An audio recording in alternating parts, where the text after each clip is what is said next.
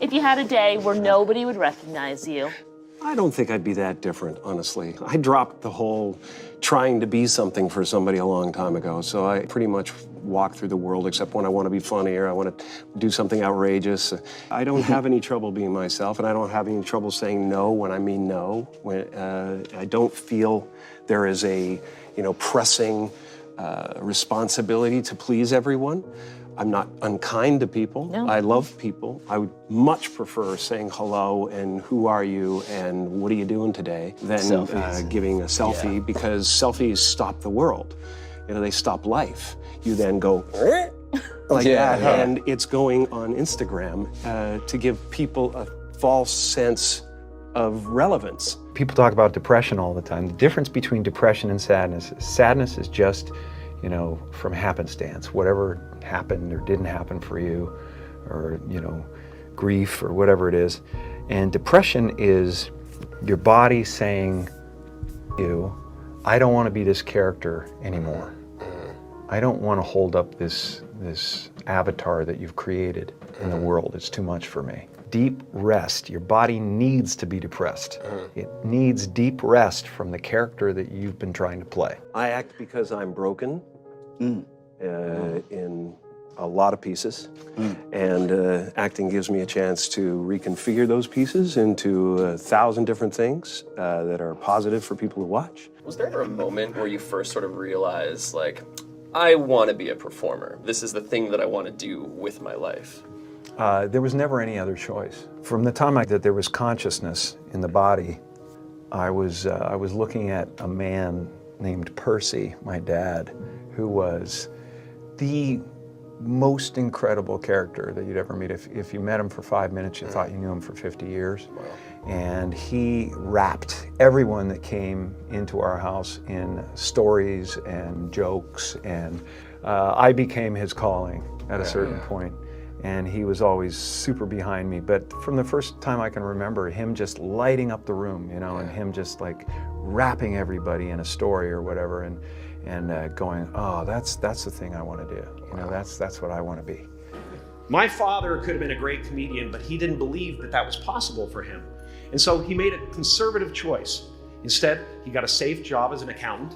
And when I was 12 years old, he was let go from that safe job. And our family had to do whatever we could to survive. I learned many great lessons from my father, not the least of which was that you can fail at what you don't want. So you might as well take a chance on doing what you love. I watched the effect of my father's love and humor and how it altered the world around me. And I thought, that's something to do. That's something worth my time. It wasn't long before I started acting up. People would come over to the house and they'd be greeted by a 7-year-old throwing himself down a large flight of stairs. They would say, "What happened?" And I would say, "I don't know. Let's check the replay." I'd go back to the top of the stairs and come back down in slow motion. Now, fear is going to be a player in your life, but you get to decide how much. You can spend your whole life imagining ghosts, worrying about the pathway to the future, but all there will ever be is what's happening here, and the decisions we make in this moment, which are based in either love or fear. So many of us choose our path out of fear disguised as practicality. What we really want seems impossibly out of reach and ridiculous to expect, so we never dare to ask the universe for it. When I was about 28, after a decade as a professional comedian, I realized one night in LA that the purpose of my life had always been to free people from concern, just like my dad. The only one I hadn't freed was myself, and that's when my search for identity deepened. I wondered who I'd be without my fame. Who would I be if I said things that people didn't want to hear? Or if I defied their expectations of me? And that piece that we're after lies somewhere beyond personality, beyond the perception of others, beyond invention and disguise, even beyond effort itself. You can join the game, fight the wars, play with form all you want.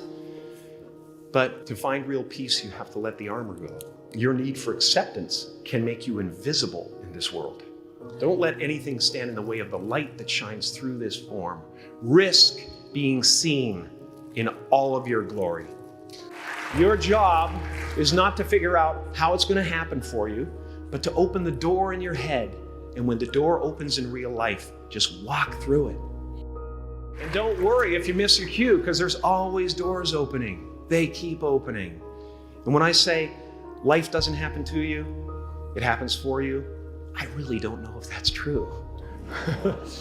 I'm just making a conscious choice to perceive challenges as something beneficial so that I can deal with them in the most productive way. You'll come up with your own style. That's part of the fun. You are ready and able to do beautiful things in this world. And after you walk through those doors today, you will only ever have two choices: love or fear. Choose love, and don't ever let fear turn you against your playful heart. What's happening right now inside everybody is they're going, who am I? And they're depressed. People go like, oh, Jim's been depressed and stuff. Well, yeah, I was depressed when I was trying to be the Wizard of Oz. But now I know that Oz is a character. You know, I think everybody deals with that. Everybody walks around and they go like, why am I depressed?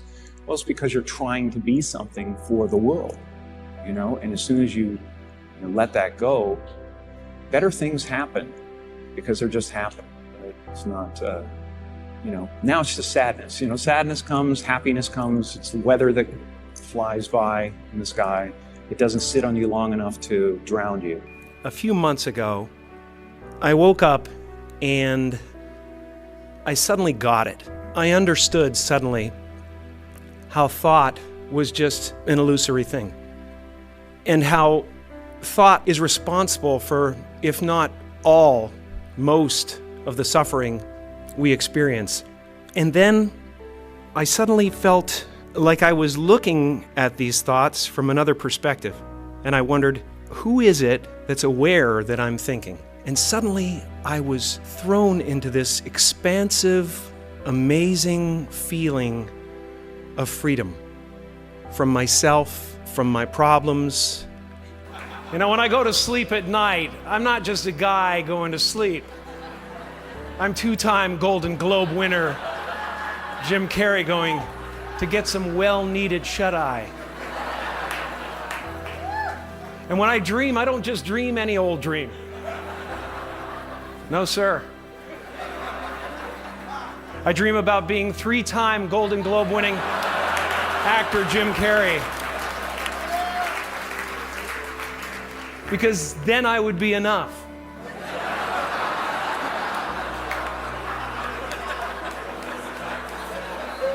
It would finally be true. And I could stop this terrible search for what I know ultimately won't fulfill me.